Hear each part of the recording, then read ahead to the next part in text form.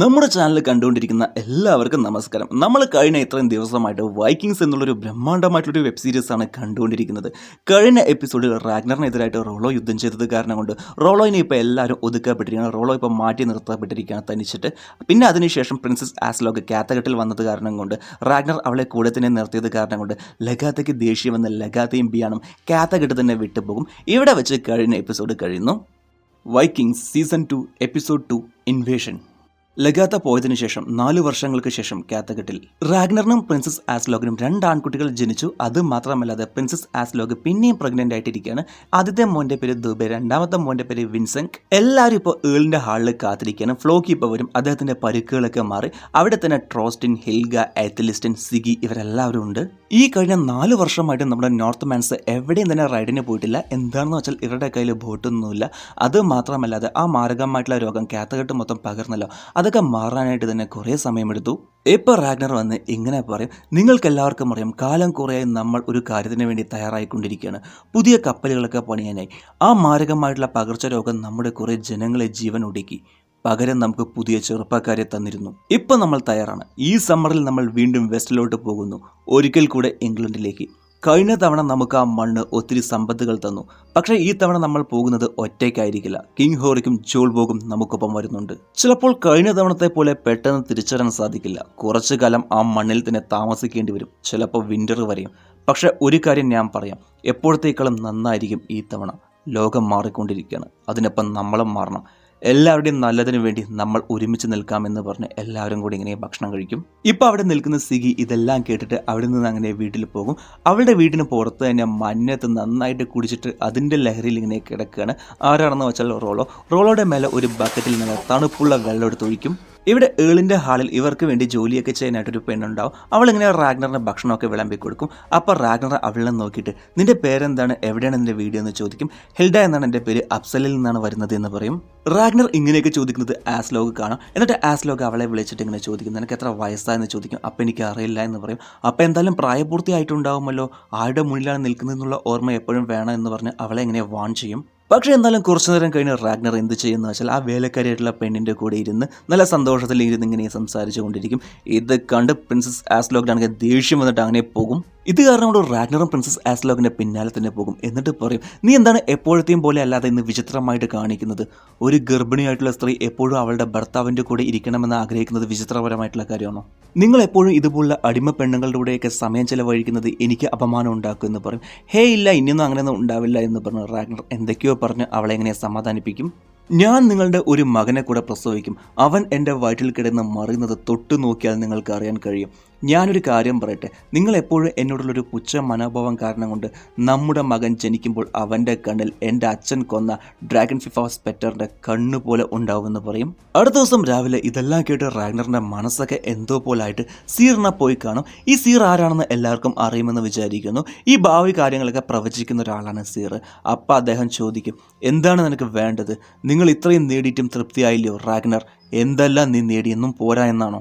നിങ്ങൾ വാഗ്ദാനം ചെയ്തതുപോലെ തന്നെ ദൈവം എനിക്ക് ആൺകുട്ടികളെ തന്നു. പക്ഷെ എനിക്ക് അവരുടെ ഭാവി അറിയണം, അവരെന്തായി തീരുമെന്നറിയണം. മനുഷ്യർ ഈ ലോകത്ത് ഉള്ളിടത്തോളം കാലം റാഗ്നർ ലോഡ്ബ്രോക്കിനെയും അദ്ദേഹത്തിൻ്റെ മക്കളെയും ചരിത്രവും ലോകവും പുകഴ്ത്തി പറയും. അപ്പോൾ അവർ അത്രയും വളരുമോ? അവരിൽ ഒരാൾ രാജകുമാരിയെ വിവാഹം ചെയ്യും, മറ്റൊരാൾ സഞ്ചാരിയായി തിരമാലകൾ ഇല്ലാത്ത കടലുകൾ പോലെ പുതിയ വഴികൾ കണ്ടെത്തും. അപ്പോൾ അവർ അവരുടെ അച്ഛനേക്കാളും എന്നേക്കാളും പ്രശസ്തി നേടും അല്ലേ? അതെ. അപ്പോൾ ബിയാൻ എന്തായിത്തീരും? അവൻ എന്തായി? അവൻ ഇപ്പോഴും ജീവനോടുകൂടിയുണ്ടോ? ഞാൻ ഇത്രയും നേരം പറഞ്ഞത് അവനെ പറ്റിയാണ്. അപ്പോൾ അവനെ ഇനി ഞാൻ കാണുമോ? ചോദ്യങ്ങൾ ഒരുപാടായി, ആവശ്യത്തിന് ഉത്തരം ഞാൻ തന്നു കഴിഞ്ഞു എന്ന് പറയും. കഥയിൽ ഇവിടെ വെച്ച് നമുക്കൊരു വലിയ സിഗ്നൽ തന്നിട്ടുണ്ട്. വലിയ സിഗ്നൽ. കഥ ഇപ്പോൾ വരയ്ക്കും റാഗ്നറിനെ നോക്കിയിട്ടാണ് പോകുന്നത്. ഇനി കുറച്ചുകൂടെ കഴിഞ്ഞാൽ അതെന്തായാലും ബിയാനെ നോക്കിയിട്ടായിരിക്കും പോകുന്നത്. അതിനുശേഷം സിഗി റോളോനെ കണ്ടിട്ട് പറയും, എനിക്കും എല്ലാം നഷ്ടപ്പെട്ടു. എൻ്റെ മകൻ, എൻ്റെ ഭർത്താവ്, അവസാനം എൻ്റെ മോളും. നിന്നെയും നഷ്ടപ്പെടുത്താനായിട്ട് ഞാൻ തയ്യാറല്ല. ഇന്നലെ നിൻ്റെ സഹോദരൻ ഈ സമ്മറിൽ റൈഡിന് പോകുന്നതിനെ പറ്റി സംസാരിച്ചിട്ടുണ്ടായിരുന്നു. അവൻ കിങ് ഹോറിക്കിനെയും കൂട്ടിക്കൊണ്ടാണ് വെസ്റ്റിലോട്ട് പോകുന്നത്. നീയും അവൻ്റെ കൂടെ പോകണം. അതിന് നീ അവനോട് അനുവാദം വാങ്ങണം. നീ എന്നെ കണ്ടല്ലോ, ഞാനങ്ങനെ പോവാനാ. നേടണമെന്ന് വിശ്വാസം ഉണ്ടെങ്കിൽ എല്ലാം മാറും. ഇതൊരു അവസരമായി കാണുറോളോ. ഒന്നില്ലെങ്കിൽ പോയി അവനോട് പോയി സംസാരിക്കുക, അല്ലെങ്കിൽ എന്ന് പറഞ്ഞിട്ട് ഒരു കത്തിനെ തീയിലിട്ട് പഴുപ്പിച്ചിട്ട് അത് കാണിച്ചിട്ട് സ്വയം ഇതെടുത്ത് നിൻ്റെ വയറ്റിൽ തന്നെ കുത്തിക്കോ എന്ന് പറയും. അപ്പോൾ റോളോയ്ക്ക് ദേഷ്യം വരും. ആ പഴുപ്പിച്ച ചൂടാക്കിയ കത്തിനിങ്ങനെ കൈകൊണ്ട് പിടിക്കും. എവിടെ റാഗ്നറും കുടുംബവും എങ്ങനെ ഇരിക്കുമ്പോൾ ഇപ്പോൾ അവിടേക്ക് സിഗിയും റോളോയും കൂടെ വരും. ഇപ്പോൾ റാഗ്നറും റോളോയും മാത്രം ഒറ്റയ്ക്ക് മാറി നിന്ന് ഇങ്ങനെ സംസാരിക്കും. അപ്പോൾ റാഗ്നർ, പറയൂ സഹോദര, എവിടെയായിരുന്നു ഇത്രയും കാലം? മുറിവേറ്റ ഹൃദയവുമായി അലഞ്ഞു, ദൈവങ്ങളെല്ലാവരെയും ശപിച്ചു, പിന്നെ സ്വയം ശപിച്ചു, എല്ലാം മറക്കാൻ വേണ്ടി ബോധം പോകുന്നവരെയും കുടിച്ചു, എവിടെയൊക്കെയോ വീണു കിടന്നു ഉറങ്ങി. ഇപ്പോൾ തിരിച്ചു വന്നതിൻ്റെ ഉദ്ദേശം എന്താ? ഞാൻ നിൻ്റെ സഹോദരനാണ്. അതിന് നിനക്ക് ഇനിയും എനിക്കെതിരായിട്ട് യുദ്ധം ചെയ്യണോ? നിനക്ക് ഓർമ്മയുണ്ടോ, നമ്മൾ ചെറുപ്പത്തിൽ ഇടയ്ക്കിടെ അടിയുണ്ടാക്കുമായിരുന്നു. അതുകൊണ്ട് നമ്മൾ സഹോദരന്മാരല്ലാതായിരുന്നോ? വെറുപ്പിനോടൊപ്പം തന്നെ സ്നേഹവും വളരുന്നുണ്ടായിരുന്നു. നീ ആർണിനെ കൊന്നതുപോലെ എന്നെയും കൊന്നെന്നെ. അതിനെനിക്കൊരിക്കലും കഴിയില്ല. എന്തിന് ഞാൻ ഇനിയും നിന്നെ വിശ്വസിക്കണം? ഞാൻ ഇത്രയും താഴ്ന്ന് നിന്നോട് ചോദിക്കുന്നത് കൊണ്ട്. ചെയ്യേണ്ടതെല്ലാം ചെയ്തതിന് ശേഷം ക്ഷമ ചോദിച്ചാൽ എല്ലാം തീരുമോ? ഞാൻ നിൻ്റെ പരിഗണന മാത്രമാണ് ചോദിക്കുന്നത്. ഒരവസരം, നിന്നോടൊപ്പം ചേർന്ന് യുദ്ധം ചെയ്യാനുള്ള ഒരു അവസരം മാത്രമാണ് ചോദിക്കുന്നത്. എൻ്റെ കയ്യിൽ ഒന്നുമില്ല. നീ ഒരുപാട് അനുഭവിച്ചു, പക്ഷെ നീ കാരണം കൊണ്ട് അതിനേക്കാൾ അനുഭവിച്ചവരെവിടെയുണ്ട്. അപ്പോൾ റോളോ ഇങ്ങനെ എഴുന്നേറ്റ് പോകാൻ വേണ്ടി നിൽക്കുമ്പോൾ അപ്പോൾ റാഗ്നർ, ഞാൻ ആലോചിക്കട്ടെ, എന്നിട്ട് എൻ്റെ തീരുമാനം അറിയിക്കാം. നീ തകർത്തത് എൻ്റെയും കൂടെ ഹൃദയമാണ് സഹോദര എന്ന് പറയും. അതിനുശേഷം ഇപ്പോൾ പുതുതായിട്ട് റെയ്ഡിന് പോകുന്ന എല്ലാവരും ഇപ്പോൾ ആയോധന കലകളൊക്കെ ഇങ്ങനെ പരിശീലനം എടുത്തുകൊണ്ടിരിക്കുകയാണ്. ആത്ലറ്റിസ്റ്റിനും ഇങ്ങനെ പരിശീലനം എടുത്തുകൊണ്ടിരിക്കുകയാണ്. അപ്പോൾ റാഗ്നറാണ് ആത്ലറ്റിസ്റ്റിന് പരിശീലനമൊക്കെ എടുത്തു കൊടുക്കുന്നത്. പരിശീലനത്തിൻ്റെ ഇടയിൽ റാഗ്നർ ചോദിക്കും, നീ ഇപ്പോഴും ഇംഗ്ലണ്ടിനെ കുറിച്ചൊക്കെ ആലോചിക്കാറുണ്ടോ? ഇടയ്ക്കൊക്കെ ഈ തവണ ഞങ്ങൾ പോകുമ്പോൾ നീയും ഞങ്ങളുടെ കൂടെ വന്നോ? നീ വരുന്നുണ്ടെങ്കിൽ ഉപയോഗം ഉണ്ടാവാനുള്ള സാധ്യതയുണ്ട്. നീ ഉൾപ്പെടെ എല്ലാ ദൈവങ്ങളുടെ സഹായവും നമുക്ക് വേണം. റാഗ്നർ ഇപ്പോൾ സുലഭമായിട്ട് തന്നെ ആത്ലറ്റിനെ അടിച്ച് താഴേക്കെടുത്തിട്ട് പറയും, ആയുധങ്ങൾ ഉപയോഗിക്കുന്നത് പോലെയല്ല അതുപയോഗിച്ച് ആളുകളെ കൊല്ലുന്നത്. ഒരിക്കലും നീ എപ്പോഴും മടി കാണിക്കാനേ പാടില്ല എന്ന് പറയും. കുറച്ചു നേരം കഴിഞ്ഞ് കാത്തഘട്ടിലേക്ക് കിങ് ഹോറിക്ക് വരും. കിങ് ഹോറിക്ക് വന്നതും തന്നെ റാഗ്നർ കിങ് ഹോറിക്കിനെ കാത്തഘട്ടിലേക്ക് സ്വാഗതം ചെയ്യും. ഞാൻ അറിഞ്ഞത് നിങ്ങൾ കുതിരപ്പുറത്താണ് വന്നത് എന്നാണ്. കപ്പലുകളൊക്കെ എവിടെ? കപ്പലുകളൊക്കെ തയ്യാറായിക്കൊണ്ടിരിക്കുകയാണ്. എനിക്ക് കാത്തിരിക്കാനായിട്ട് വയ്യ. ഇപ്പോൾ തന്നെ ഒരുപാട് കാലം കാത്തിരുന്നു. ഇതാണ് എൻ്റെ 2 മക്കൾ എന്ന് പറഞ്ഞ് പരിചയപ്പെടുത്തും. എൻ്റെ കപ്പലുകളൊക്കെ ഉടൻ എത്തുമെന്ന് പറഞ്ഞ് പറയും. ഇപ്പം അങ്ങനെ ഇവരെ അങ്ങനെ ഉള്ളിൽ കൂട്ടിക്കൊണ്ട് പോകുമ്പോൾ ഇവരെക്കാളും മുൻപ് തന്നെ ജോൾ ബോഗ് ഇങ്ങനെ കാത്തിരിക്കുന്നുണ്ടാവും. അതായത് 4 വർഷങ്ങൾക്ക് മുൻപ് ഇവർ 3 പേരും കൂടെ ഒരു കരാറിട്ടിട്ടുണ്ടായിരുന്നു. അതായത് വെസ്റ്റിൽ ഇവർ 3 പേരും കൂടെ ഒരുമിച്ച് പോയി കൊള്ളയടിക്കാം എന്ന് പറഞ്ഞിട്ടുണ്ടാവും. അതിനു വേണ്ടിയാണ് ഇപ്പോൾ ഇവരെല്ലാവരും കൂടെ ഒരുമിച്ച് വന്നിരിക്കുന്നത്. ജോൾ ബോഗിനെ ഇവിടെ കാണുന്ന കിങ് ഹോറിക്കിനെ ആണെങ്കിൽ അതൊന്നും വലുതായിട്ട് ഇഷ്ടപ്പെട്ടിട്ടില്ല. കിങ് ഹോറിക്ക് ഇങ്ങനെ പറയും, കഴിഞ്ഞ 4 വർഷമായിട്ട് എൻ്റെ മണ്ണിൻ്റെ ലാഭത്തിൽ ഒരു പങ്ക് ഞാൻ നിങ്ങൾക്ക് തന്നുകൊണ്ടിരിക്കുകയാണ് എന്ന് പറഞ്ഞിങ്ങനെ സംസാരിക്കും. ഇപ്പോൾ പെട്ടെന്ന് റോളോ അവിടേക്ക് വരും. എന്നിട്ട് റാഗ്നറിനോട് എന്താണ് നിൻ്റെ തീരുമാനം എന്ന് ചോദിക്കും. ഞാൻ നിന്നെ സഹോദരനായിട്ട് സ്വീകരിക്കുന്നു, പക്ഷെ ഞങ്ങൾക്കൊപ്പം നീ വരണമെന്നില്ല എന്ന് പറഞ്ഞ് അയച്ചുവിടും. ഇപ്പം എല്ലാവരും കൂടി ഇരുന്ന് ഇങ്ങനെ നല്ല സന്തോഷപരമായിട്ട് പാട്ട് കൂത്ത് ആഘോഷപരമായിട്ട് ഇങ്ങനെ അത്താഴം കഴിച്ചുകൊണ്ടിരിക്കുമ്പോൾ കിങ് ഹോറിക്ക് പ്രിൻസസ് ആസ്ലോഗിൻ്റെ അടുത്ത്, യോദ്ധാവ് സിഗേറ്റിൻ്റെ മകളുടെ അരികിലിരുന്ന് ഇങ്ങനെ അത്താഴം കഴിക്കുന്നത് വലിയൊരു ഭാഗ്യമായിട്ടാണ് ഞാൻ കാണുന്നത്. സന്തോഷമുണ്ട് കിങ് ഹോറിക്ക്, നിങ്ങളെപ്പോലുള്ളവരുടെ നാവിൽ നിന്ന് ഇങ്ങനെ കേൾക്കുമ്പോൾ. സത്യമാണ്, നിങ്ങളുടെ അച്ഛനെ പോലെ തന്നെ ഞാനും ഡ്രാഗൺസിനെയൊക്കെ കൊന്നിട്ടുണ്ട്. എന്താണ്, പക്ഷെ അതൊക്കെ എൻ്റെ സ്വപ്നത്തിൽ മാത്രമായിരുന്നു എന്ന് പറഞ്ഞ് ഇങ്ങനെ കുറച്ച് തമാശകളൊക്കെ പറഞ്ഞിട്ട് ഇങ്ങനെ ചിരിക്കും.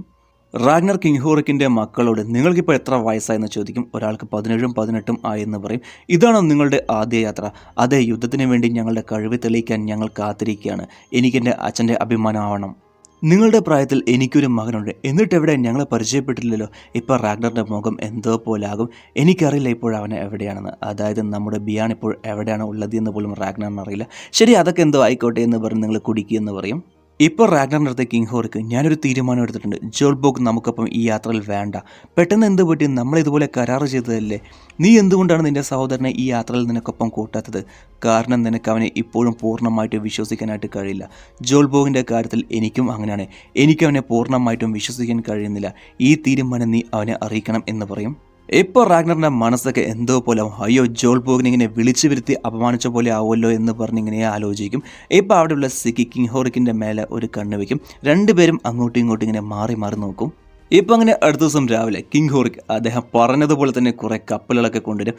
അപ്പം റാഗ്നർ ഫ്ലോക്കിയോട്, അസൂയ തോന്നുന്നുണ്ട് നിനക്ക്? അപ്പം ഫ്ലോക്കി, ഇവരാ മലയെടുക്ക് പോലും കിടക്കില്ലടാ എന്ന് പറയും, പോടാ എന്ന് പറയും. റാഗ്നറിന് ഇപ്പോൾ വേറെ വഴിയില്ല, ജോൾ ബോഗിനെ ഒഴിവാക്കിയേ പറ്റൂ. ഇപ്പോൾ റാഗ്നർ ജോൾ ബോഗിൻ്റെ അടുത്ത് പോലും ജോൾ ബോഗ് ഇപ്പം നല്ല ആവേശത്തിൽ നമ്മളെപ്പോഴാണ് പോകുന്നത് എന്ന് പറഞ്ഞിങ്ങനെ ജോൾ ബോഗ് ചോദിക്കും. അപ്പോൾ റാഗ്നർ, എന്നോട് ക്ഷമിക്കണം ജോൾ ബോഗ്, കാരണം ഈ യാത്രയിൽ നിങ്ങളുടെ സഹായം വേണമെന്ന് ഞാൻ കരുതുന്നില്ല. നമ്മളൊരു കരാറിലാണെന്നാണ് ഞാൻ കരുതിയത്. അതെ, ഈ കരാറ് വേണ്ട എന്ന് വെക്കുന്നത് എൻ്റെ ഇഷ്ടപ്രകാരമല്ല. വിശ്വസിക്കണം, എനിക്ക് ഈ കരാറിൽ പോകണമെന്നാണ് ആഗ്രഹം. പക്ഷേ സാഹചര്യം ഇതുപോലെ ആയത് കാരണം കൊണ്ടാണ് എന്ന് പറഞ്ഞ് ജോൽ ബോഗിനെ ഇങ്ങനെ ഒഴിവാക്കും. ഈ ദേഷ്യത്തിൽ ജോൽ ബോഗ് നേരെ പോയിട്ട് റോളോനെ പോയി കാണും. എന്നിട്ട് പറയും, നീ ഒന്ന് ഉറച്ചു നിന്നാണെങ്കിൽ വിജയാനന്ദൻ നമുക്കൊപ്പമായിരുന്നു. പക്ഷേ ഇപ്പം എന്ത് സംഭവിച്ചു? അവൻ അവസാനം അവൻ്റെ ആഗ്രഹത്തിന് വേണ്ടി നിന്നെ ഉപയോഗിച്ചു കൊണ്ടിരിക്കുകയാണ്. നിന്നെപ്പോലൊരാൾ ഇങ്ങനെ അനുഭവിക്കുന്നത് കണ്ടു നിൽക്കാനായിട്ട് പറ്റുന്നില്ല റോളോ. നീ ഒരു നല്ല യോദ്ധാവാണ്. ശരി, നിനക്കെന്താണ് വേണ്ടത്? നീ നിൻ്റെ സഹോദരനെ ഒഴിവാക്കണം. ഇവിടെ നിന്നാൽ നീ ഒന്നും ആവില്ല. എന്തിനു നീ ഇവിടെ നിൽക്കണം? ഇവിടെ നിന്നാൽ നിനക്ക് എന്ത് കിട്ടും? എനിക്ക് എന്നെ തന്നെ കിട്ടുമെന്ന് പറയും. ഹോ, നിനക്ക് നിന്നെ തന്നെ തിരിച്ചു കിട്ടിയോ എന്ന് പറഞ്ഞ് ഇങ്ങനെ ചിരിച്ചത്. അപ്പോൾ റോളോയ്ക്ക് ദേഷ്യം വന്ന ജോൽ ബോഗിൻ്റെ മുഖത്തിന് ഒരു അട്ടാക്കുത്തൂത്തു. അപ്പോൾ ജോൽ ബോഗ്, നീ ഒരു മണ്ടനാടാ. അതെ, പക്ഷെ ഞാൻ ഒരിക്കലും ഒരു ബുദ്ധിമാനാകുമെന്ന് പറയും. എവിടെ സിഗി കിങ്ഹോറിക്കിനെ തനിച്ച് കൂട്ടിക്കൊണ്ടുപോയിട്ട്, നിങ്ങൾക്കറിയുന്നതിനേക്കാൾ കൂടുതൽ എനിക്ക് റാഗ്നർ ലോത്ബ്രോക്ക് ആരാണെന്നറിയാം. അവൻ്റെ ഭാര്യ ലഗാത്തെയും മകൻ ബിയാനെയും അറിയാം. അവൻ്റെ ബലവും ദുർബലവും അറിയാം. അപ്പോൾ കിങ്ഹോർക്ക്, ഞാൻ എന്തിനാണ് അവൻ്റെ ദുർബലം അറിയുന്നത്? കാരണം അവൻ നിങ്ങൾക്കൊപ്പമാണ്. ഒപ്പം നിൽക്കുന്നവരുടെ ദുർബലം മനസ്സിലാക്കി അത് നമ്മുടെ ശക്തിയാക്കി മാറ്റുന്നത് എപ്പോഴും നല്ലതല്ലേ? ചിലപ്പോൾ നീ പറയുന്നത് താല്പര്യമുള്ളത് പോലെ തന്നെയാണുള്ളത്. പക്ഷെ ഞാൻ അങ്ങനെയാണ് നിന്നെ വിശ്വസിക്കുന്നത് എന്ന് പറഞ്ഞിട്ട് കിങ്ഹോറിക്കും സിഗിയുമായിട്ട് ഇങ്ങനെ റൊമാൻറ്റിക് ആവും. ഇപ്പോൾ കപ്പലുകളൊക്കെ സജ്ജമായിട്ട് നിൽക്കുകയാണ്. ഇപ്പോൾ കുറച്ചു നേരം കഴിഞ്ഞാൽ റാഗ്നറും കിങ്ഹോർക്കും കൂടെ ഒരുമിച്ച് യാത്ര ചെയ്യാനായിട്ട് പോകുകയാണ്. റാഗ്നർ അദ്ദേഹത്തിൻ്റെ ഭാര്യ ആസ്ലോഗിൻ്റെ അടുത്തും 2 കുട്ടികളുടെ അടുത്തും യാത്ര പറഞ്ഞിട്ട് ഇങ്ങനെ വീട്ടിൽ നിന്ന് ഇറങ്ങും. ഇത്തവണ പോകുമ്പോൾ ആത്ലസ്റ്റിനെയും കൂട്ടിക്കൊണ്ടാണ് പോകുന്നത്. അത് മാത്രമല്ലാതെ ഇവർ ഇതിനു മുൻപ് പോയതിനേക്കാൾ വലിയ കപ്പൽ കൊണ്ട് റാഗ്നറും കിങ്ഹോറിക്കിൻ്റെ ആളുകളും കൂടിയാണ് പോകുന്നത്. ഇത് കാണുന്ന റോളോയ്ക്കാണെങ്കിൽ സഹിക്കാൻ പറ്റുന്നില്ല. ആദ്യമായിട്ടാണെന്ന് തോന്നുന്നു ഇവർ റോളോ ഇല്ലാതെ ഇങ്ങനെ പോകുന്നത്. ഇപ്പോൾ ഇവർ കപ്പലിൽ കുറേ ദൂരം യാത്ര ചെയ്തു പോയി. ഇപ്പോൾ റാഗ്നർ പറയും, നമ്മൾ കരയെടുക്കേണ്ട സമയം കഴിഞ്ഞു എന്ന് പറയും. അപ്പോൾ ട്രോസ്റ്റൻ ഒരു കാക്കയെ എങ്ങനെ പറത്തി വിടും. ഇപ്പോൾ ആ കാക്ക തിരിച്ചു വരുന്നുണ്ടോ ഇല്ലയോ എന്ന് പറഞ്ഞ് ഇങ്ങനെ കാത്തിരിക്കുകയാണ്. ഇപ്പോൾ ആ കാക്ക തിരിച്ചു വന്നില്ലെങ്കിൽ ഇവിടെ എവിടെയോ നിലപ്പരപ്പ് ഉണ്ട് എന്നാണ് അർത്ഥം. ഇപ്പോൾ രാത്രിയായത് ഇപ്പം നന്നായിട്ട് മഴ പെയ്യും. കൊടുങ്കാറ്റൊക്കെ ഇപ്പം നന്നായിട്ട് അടിക്കാനായിട്ട് തുടങ്ങും. വലിയ വലിയ തിരമാലകളൊക്കെ വരും. ഇത് കാണുന്ന ഫ്ലോക്കിക്കാണെങ്കിൽ ഒരേ ആവേശവും സന്തോഷവും. പക്ഷേ എന്നാലും കപ്പലുകളൊക്കെ കഷ്ടപ്പെട്ട് ഇവരുടെ നിയന്ത്രണത്തിൽ തന്നെ ആക്കി ഇങ്ങനെ പോയിക്കൊണ്ടിരിക്കുകയാണ്. ഇപ്പോൾ ഫ്ലോക്കി പറയും, തിരമാലകളൊക്കെ പാറകളുടെ മേലെ അടിക്കുന്ന ശബ്ദം കേൾക്കുന്നു എന്ന് പറയും. ഇതിൻ്റെ അർത്ഥം ഇപ്പോൾ ഇവർ കരയുടെ അടുത്ത് എത്താറായി എന്നാണ്. ഇവിടെ കാത്തഘട്ടിൽ പ്രിൻസസ് ആസ്ലോഗ് സിഗിയെ കാണാനായിട്ട് വരാനായിട്ട് പറയും. എന്നിട്ട് ആസ്ലോഗ് പറയും, നിങ്ങൾക്ക് ബുദ്ധിമുട്ടില്ലെങ്കിൽ നമുക്ക് സുഹൃത്തുക്കളാവാം. നമ്മളിപ്പോൾ ഒരു കുടുംബം പോലെയാണ്. റാഗ്നർ റോളോവിനെ സഹോദരനായിട്ട് സ്വീകരിച്ചു. നിങ്ങളുമായി സൗഹൃദം സ്ഥാപിക്കുന്നതിൽ എനിക്കും സന്തോഷമുണ്ട് എന്ന് പറഞ്ഞ് സിഗിയും പറയും. ഒരിക്കൽ എൻ്റെ സ്ഥാനത്ത് നിങ്ങളായിരുന്നു, ഇപ്പോൾ നിങ്ങളുടെ സ്ഥാനത്ത് ഞാനാണ് ഉള്ളത്.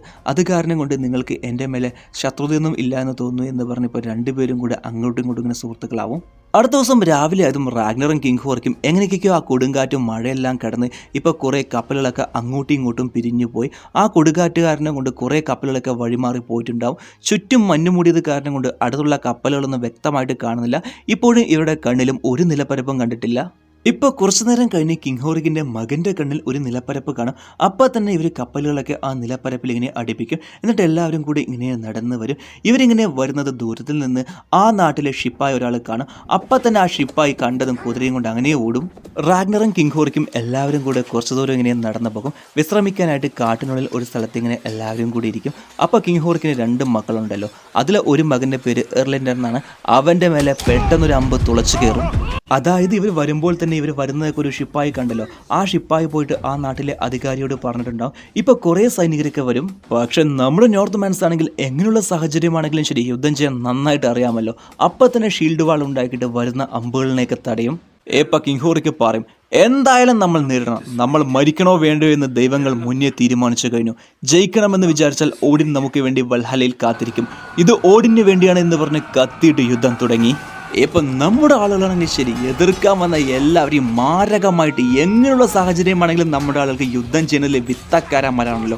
എതിർക്കാൻ വന്ന എല്ലാവരെയും വെട്ടി കൊല്ലും. ഇപ്പം പെട്ടെന്ന് റാഗ്നറിനെ ഒരുത്തൻ പിന്നിൽ നിന്ന് ആക്രമിക്കാനായിട്ട് നോക്കും. പക്ഷേ ആത്ലസ്റ്റിനെ റാഗ്നറെ രക്ഷിക്കും. ഇപ്പം ആത്ലസ്റ്റിനാണെങ്കിൽ യുദ്ധം ചെയ്യുന്നത് കണ്ടോ, മാരകമായിട്ടാണ് യുദ്ധം ചെയ്യുന്നത്. ഇത്രയും കാലം പഠിച്ച എല്ലാ വിത്തകളും പുറത്തിറക്കി ഇവരിലെ ഒരാളെ പോലെ തന്നെ ഇങ്ങനെ യുദ്ധം ചെയ്യും. ഇപ്പം ഈ നടന്ന ചെറിയ യുദ്ധത്തിൽ നമ്മുടെ നോർത്ത് മാൻസ് ജയിക്കും.